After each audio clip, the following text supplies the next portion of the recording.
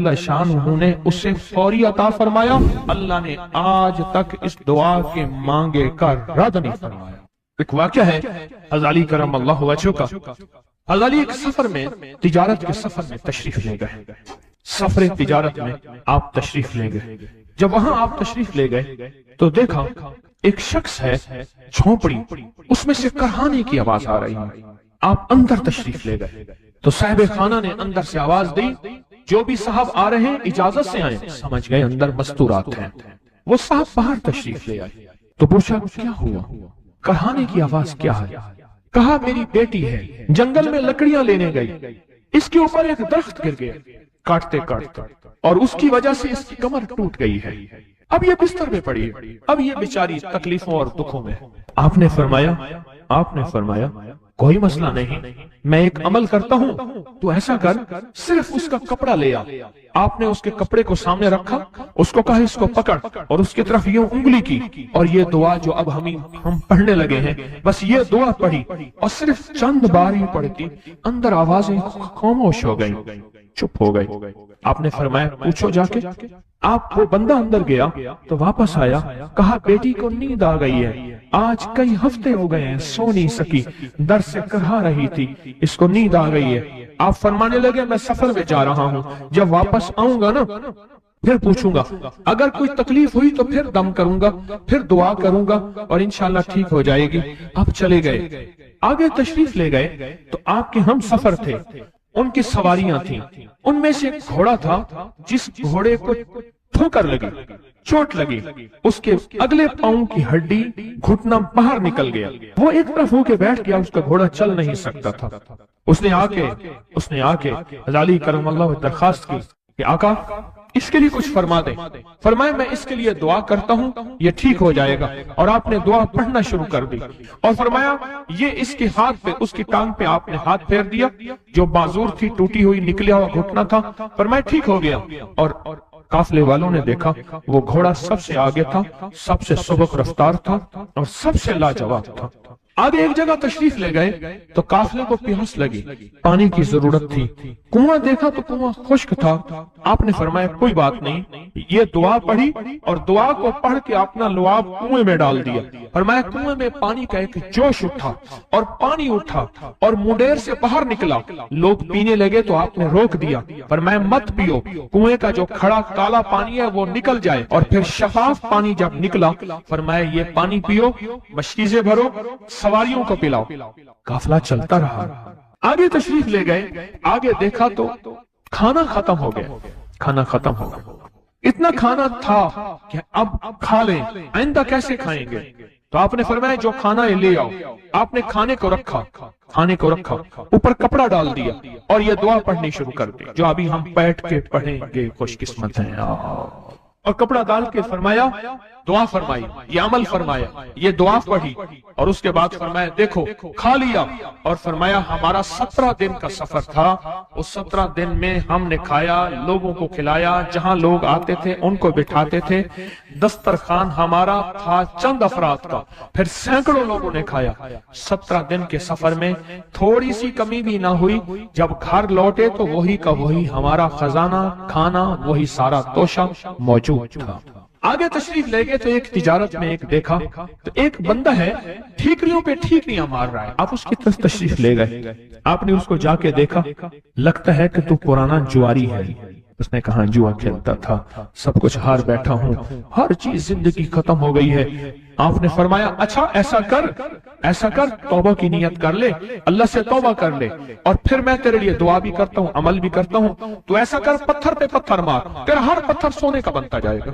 آپ بیٹھ گئے, اس نے ویسے ہی پتھر پہ پتھر مارا, اور جیسے بیچارہ بے بسی کی حالت میں پہلے مار رہا تھا, آپ نے دعا کرنی شروع کر دی, یہ دعا پڑھنی شروع کر دی. اور دعا پڑھتے پڑھتے دیکھا تو لوگوں نے پتھروں کی شکلیں بدلنا شروع ہو گئی, اور جو پتھر بھی اس کے ہاتھ میں آیا تھا وہ سارے پتھر سونے کے بن گئے. آپ نے سارا سونا اس کو دیا, چل پڑے. سفر میں آگے جاتے جاتے دیکھا کہ ایک شخص ہے, اس کے ساتھ ایک بچہ ہے, ایک بوڑھی عورت ہے, ایک بوڑھا گدھا ہے, اور وہ سارے پیدل چل رہے ہیں, گدھے کو سواری کو ساتھ لیے ہوئے. تو آپ نے پوچھا کیا ہوا؟ उन्होंने कहा एक सांप है जो इस गधे के पे मुसल्लत है, वो सामने बैठा है, वो नीचे नहीं उतर रहा, हमने मारने की कोशिश की है, उसकी फुंकार से असा जल जाता है। और जला हुआ असा दिखाया, डंडा जला हुआ दिखाया कि फुंकार से डंडा जल जाता है, वो मुसल्लत है गधे पे, हम पैदल चल रहे हैं, मंजिल पे है, सांप मुसल्लत है, इसका कोई हल नहीं। आपने फरमाया इस गधे को इस झाड़ी से, इस दरख्त से बांध दो, और बांध के आप किबला रुख हुए और ये दुआ पढ़नी शुरू कर दी। और फरमाया फिर दूसरे रुख हुए और ये दुआ पढ़नी शुरू कर दी, और तीसरे रुख हुए और दुआ पढ़ने के बाद आपने उस सांप पे फूंक मारा, सांप चूंटी बन के छलांग लगाई और गायब हो गया। तो उन्होंने पूछा आका ये क्या था? फरमाया ये तुम्हारे ऊपर एक दुश्मन जिन मुसल्लत था जो के तुम्हारी जानों और इज्जतों का लुटेरा था। आखिरकार आपके गुलाम ने आपसे पूछा आका अगर आप ये दुआ हमें सिखा दें, चश्मे फैज से गरेक इशारा हो जाए, चश्मे फैज से गरेक इशारा हो जाए, लुत्फ हो आपका और काम हमारा हो जाए। आए बिस्मिल्लाह करके इस दुआ को पहले सुनते हैं। या वहाब हबली मिन नेमत दुनिया वल आखिरह इन्नका अंतल वहाब। अल्लाह के वलियों ने अपनी किताबों में एक बात लिखी है, हमने जब भी इस दुआ को पढ़ा अल्लाह पाक जल्ल शान ने उससे फौरी अता फरमाया, वरना उसके निस्बत अता फरमाई, और वरना चंद लम्हों में अता फरमाया, वरना चंद दिनों में। अल्लाह ने आज तक इस दुआ के मांगे का रद्द नहीं फरमाया। रिज़्क़ की वुसअत के लिए जो मैं बताता हूं कि बंदा है 129 दिन और 129 दफा सूरत कौसर पढ़ और फिर आंखों से रब की ताकत के जलवे देख। 129 दिन और 129 बार। आप बताएं जो ये पढ़ते हैं 129 बार सूरत कौसर कितना वक्त लगता है? सही बताएं, अगर नहीं पढ़ते ना बताना। 10 मिनट की आवाज भी है, 7-8 मिनट की आवाज भी है, 15 मिनट की आवाज भी है। हम 15 मिनट ले लेते हैं, 15 मिनट ले लेते। क्या रोजाना के 15 मिनट हमारे लिए मुश्किल है? 129 बार सूरत कौसर, और अगर जगह और वक्त एक हो तो फिर उसकी ताकत और तासीर हैरत अंगेज तौर पे दुगनी हो जाती है। जमान और मकान वही वक्त वही जगह, मजबूरन अगर नहीं है तो कोई हर्ज नहीं, पर यकीन दिल की गहराइयां, अंदर का दर्द और पूरे खुशू खुजू दिहान कलप तड़प और जज्बे के साथ पढ़ 129 बार। असल में ये 129 का जो अदद है ना, लफ्ज़ लतीफ का अदद है, या लतीफ हो ना लतीफ। 129 बार और 129 दिन। फिर कुदरत के खजाने और रब की रहमत के खजाने, उसकी अता और शफकत के खजाने, उसकी मेहरबानी के खजाने। एक और चीज बताऊं, एक और चीज बताऊं, दीदार मुस्तफा के लिए, कमली वाले के दीदार के लिए सूरत कौसर बहुत बाकमाल है। अब इसके फायदे सुनते जाएं, 129 दफा के फायदे जरा सुनते जाएं, क्योंकि मेरे आका की तसल्लियों के लिए, दिलजुइयों के लिए ये आयत, ये सूरत उतरी थी। कुरान की सबसे छोटी सूरत है। दिलजुइयों के लिए ताने दे दे के जालिमों ने मेरे आका के सीने को छल नहीं किया, और अल्लाह पाक जल्ल शानहू ने फरमाया मेरे हबीब क्यों गमज़दा है, हमने आपको कौसर दे दी। और मेरे हबीब ये जो ताने देने वाले हैं, आप पे जादू करने वाले हैं, आप पे नजर बद के हमले करने वाले हैं और आपके साथ हसद करने वाले हैं, ये इन नशान आका अबतर, ये तो ऐसे अबतर होंगे, इनकी जिंदगी अबतर होगी, अबतर से अबतर और अबतर होगी कि बस जमाना देखेगा वह शमाततिल आदा, और इनके दुश्मन इन पे हंसेंगे, ऐसे अबतर होंगे। 129 बार सूरत कौसर दीदार मुस्तफा के लिए, 129 बार सूरत कौसर जादू के आखिरी तोड़ के लिए, 129 बार सूरत कौसर जादू को खुद पलटाने के लिए पलट जाता है। 129 बार सूरत कौसर आफात और बलियात को दूर करने के लिए, 129 बार सूरत कौसर एंजाइटी, टेंशन, डिप्रेशन और स्ट्रेस के लिए, और 129 बार सूरत कौसर और सुकून नींद के लिए, 129 बार सूरत कौसर और सुकून जिंदगी के लिए, और 129 बार सूरत कौसर फिर दुनिया हसना के लिए। एक दुर्वेश थे, लोगों को अल्लाह सिखाते थे। एक जंगल में जा रहे थे सफर में कहीं, तो एक जगह जो है रात पड़ गई, एक दरख्त के नीचे क़याम किया। जब क़याम किया तो रात को आंख खुली तो सुना कि 2 बंदे आपस में बातें कर रहे हैं, आंखें बंद हैं, कान खुले हैं, यानी नींद खुली हुई है। जागते में आवाज आई, एक बंदा कहने लगा इसको हम छेड़े, तंग करें, यानी किसी बीमारी में, किसी दुख में, किसी तकलीफ में, किसी मुश्किल में, किसी परेशानी में, किसी नाकामी में, किसी उलझन में इसको मुब्तला करें, इसको मुब्तला करें। दूसरा कहने लगा छोड़, तुझे इसने क्या कहा है, तू इसको क्यों तंग करता है? ना मैं इसको तंग करूंगा, ऐसे काम। جاتے جاتے کسی کو انگلی لگا دی، کسی کے آگے پاؤں کر دیا، پاؤں کے بل گر گیا، کوئی کیا کر رہا ہے۔ بعض لوگوں کا مزاج ہوتا ہے، یہ لوگوں کے مزاج میں کمی ہے، شیاطین کا مزاج ہی یہی ہے، اس لیے جو اس مزاج کا بندہ اس کو شیطان کہتے ہیں۔ ہاں عمومی معاشرے میں نا وہ بڑا شیطان آدمی، اس کا کام لوگوں کو تکلیف دینا ہے، تو اس نے کہا اس کو تکلیف نہ دے۔ اچھا یہ اب سن رہا ہے، یہ سن رہا ہے، اس نے کیا کیا، دل ہی دل میں شہد اللہ انہ لا الہ الا، یہ قرآن پاک کی 2 آیتیں بغیر حساب تک انمول خزانے میں، قرآن پاک کی آیت ہے، یہ اس نے دل ہی دل میں پڑھ لی، بس ایک دفعہ پڑھ لی دل ہی دل میں۔ جب دل ہی دل میں اس نے پڑھ لی، دل ہی دل میں، جب دل ہی دل میں اس نے پڑھ لی، اب دوسرا کہتا ہے جو نیک تھا، شریف تھا، ایک شریف تھا، انہوں نے کہا اب بتا، تیری اور میری ذمہ داری ڈیوٹی لگ گئی ہے، صبح تک کسی حفاظت کرے، تجھے کہا تھا نہ چھیڑے اس کو، اب تیری میری ذمہ داری لگ گئی ہے کہ صبح تک اس کی حفاظت کرے۔ اس نے کیا کیا، بے بس تھا، 2 جنات ہیں، ایک شریف ہے ایک شریر ہے، اور مجھے تکلیف دینا چاہتے ہیں، کیا کریں؟ اس نے فوراً اس ہستی کو پکارا جس نے کہا تھا اماں، اس نے فوراً اس ہستی کو پکارا جس کے ہاتھ میں کائنات کے سارے راز، طاقتیں، قوتیں ہیں، اور اس ہستی نے کیا کیا، اب ان کی ڈیوٹی لگا دے، اب ان کی ذمہ داری لگا دے کہ صبح تک اس کی حفاظت کریں جب تک وہ نہ جاگے۔ پہلے دن سے ہمارے ساتھ دشمنی کا فیصلہ ہے، پہلے دن سے ہمارے ساتھ دشمنی کا فیصلہ ہے، پہلے دن سے، اور وہ فیصلہ ہو کے رہا ہے، اور اس کی وجہ سے ہم تکلیفوں، پریشانیوں، نقصانوں اور مسائل میں چلے آ رہے ہیں۔ اب اس کا تحفظ کیا ہے، اس کی حفاظت کیا ہے، کیا کریں؟ ایک خود لڑیں، ہواؤں سے لڑنا۔ ہمارے یہاں ایک مائی تھی، اس کا بیٹا تھا، کہنے لگا میرا پتر ہر وقت ہوائی نہ لڑ دے، ہر بندے سے لڑتا ہے، ہواؤں سے بھی لڑتا ہے سارا دن، ہوا سے کون لڑے گا؟ آپ خود کہتے ہیں ہوائی چیزیں، جنات کا نام ہم نے ہوائی چیزیں بھی رکھا ہوا ہے، کہ ایسی چیزیں جو ہوا کی جھونکے کی طرح نظر نہیں آتی۔ ہمارے معاشرے میں جنات کو ہوائی چیزیں بھی، اوپر کی چیزیں بھی کہا جاتا ہے، ہوائی چیزیں بھی کہا جاتا ہے۔ ہوا سے کون لڑ سکتا ہے؟ بے بس ہیں ہم بے بس ہیں، ہم نہیں لڑ سکتے۔ ایسی طاقت کو لے آئیں، ایسی طاقت کو لے آئیں جو لڑ سکتی ہے، اور وہ اللہ ہے، اور اس کی طاقت ہے، اور اس کی قوت ہے، اور اس کا 100% جمال ہے، جلال ہے، عزت ہے، عظمت ہے، وقار ہے، شان و شوکت ہے۔ وہ طاقت ہے جو لڑ سکتی ہے، کوئی نہیں لڑ سکتا۔ یاد رکھنا، جنات شیاطین سے کوئی نہیں لڑ سکتا۔ میری بھی زندگی گزری ہے روحانیت کی دنیا میں طالب علم کی حیثیت سے، وہ جن تابع وغیرہ نہیں ہے، لیکن ان سے لڑ کوئی نہیں سکتا۔ ان سے اگر اللہ کی مدد ساتھ نہیں ہے، اور اللہ کے نام کی طاقت اور ڈھال ساتھ نہیں ہے، ان سے کوئی نہیں لڑ سکتا، اور نہ لڑنے کی کوشش کرنا۔ اللہ کی مدد، یہ آیت الکرسی کیا ہے؟ یہ ساری اللہ کی مدد ہے، اللہ کی منت اور خوشامد ہے۔ ترجمہ اٹھا کے دیکھ، یہ آیت الکرسی ساری میری اللہ کی منت اور خوشامد ہے۔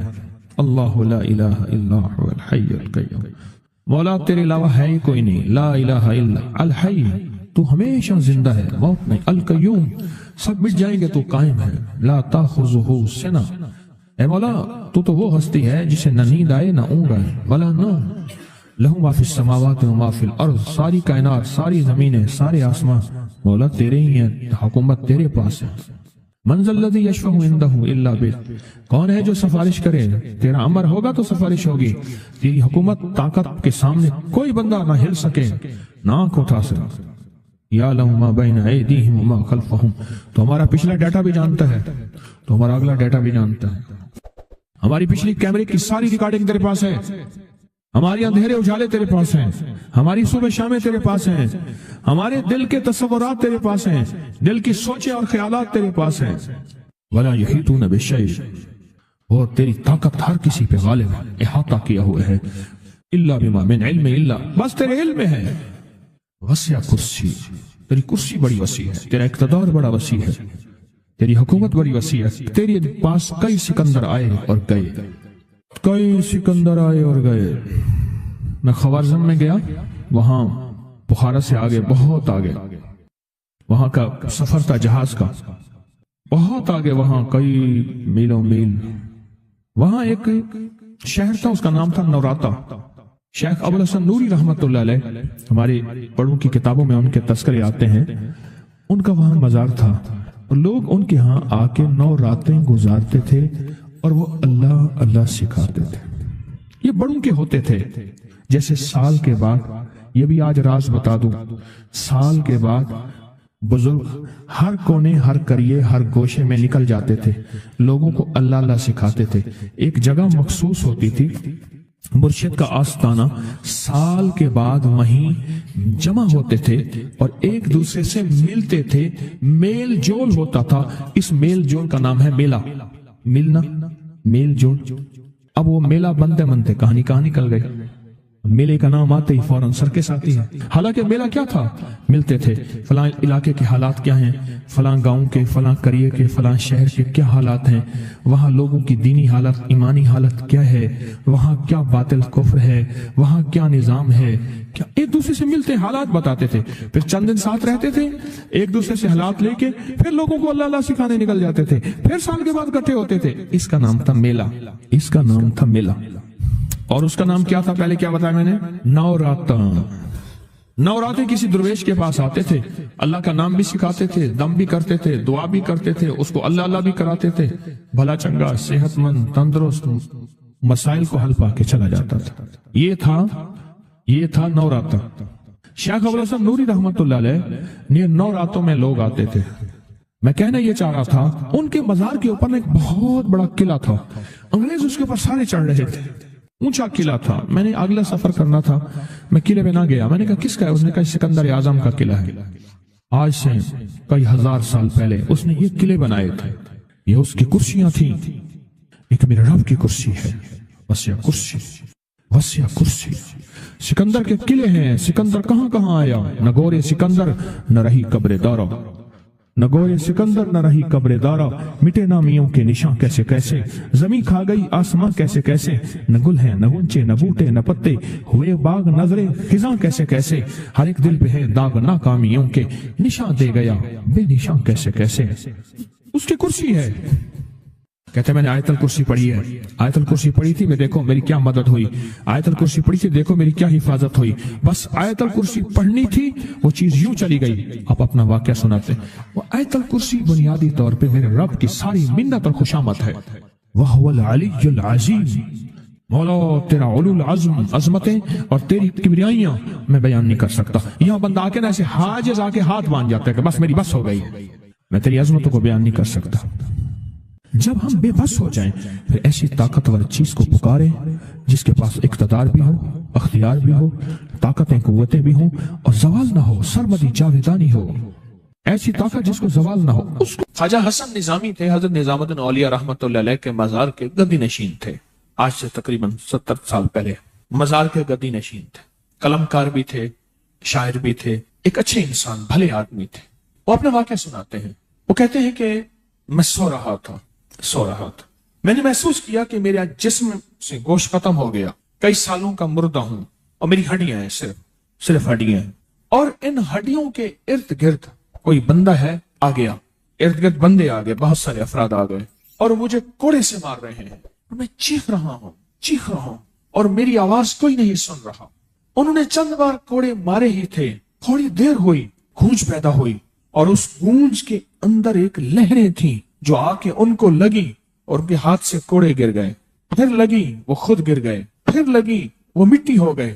پھر لگی وہ گونج آ رہی ہے، قریب آ رہی ہے، قریب آ رہی ہے، قریب آ رہی ہے اور ان کی مٹی اڑ گئی. اور وہ پھر لگی، وہ صفا ہستی سے مٹ گئے. وہ گونج آ کے مجھے لگی، راحت کا ذریعہ بن گئی. جو کوڑوں کی تکلیف تھی وہ ٹھنڈک اور آ کے وہ میرے اوپر چھاؤں بن گئی اور میں اس میں دب گیا، میں اس میں چھپ گیا. میں نے پوچھا کیا تھا؟ کہا تیرے حاسد تھے، تیرے دشمن تھے، جادوگر تھے، ظالم تھے، تکلیف دینے والے، تجھے مٹا دینے والے، تیرے ساتھ انتقام لینے والے، تیری خوشیوں کو ختم کرنے والے، تجھے غم کے زہر کا پیالہ پلانے والے، تیری راحت کو چھیننے والے، تیری زندگی کو تلخ بنانے والے، تیری خوشیوں پہ خوش نہ ہونے والے، یہ سارے کے سارے وہ ظالم تھے. اور کہا یہ کیا تھا؟ کہا کسی بے چین کی دعا آئی تھی، تیرا کام کر گئی. کہا وہ کہاں سے آئی تھی؟ کہا تجھے خبر ہی نہیں، تو نے کسی بے چین کو راحت پہنچائی تھی اور راحت اللہ کی بارگاہ میں اتنی وزنی بن گئی کہ اللہ نے اس کی دعا کو تیرے لیے راحت کا ذریعہ بنایا، تو نے اس کو راحت پہنچائی تھی، اس کی دعاؤں نے تجھے راحت۔ ہمیں دعاؤں کی ضرورت ہے، ہمیں دعاؤں کی ضرورت ہے۔ کہا سن لینا، آج ایک موتی دے رہا ہوں، ساری زندگی یاد رکھنا۔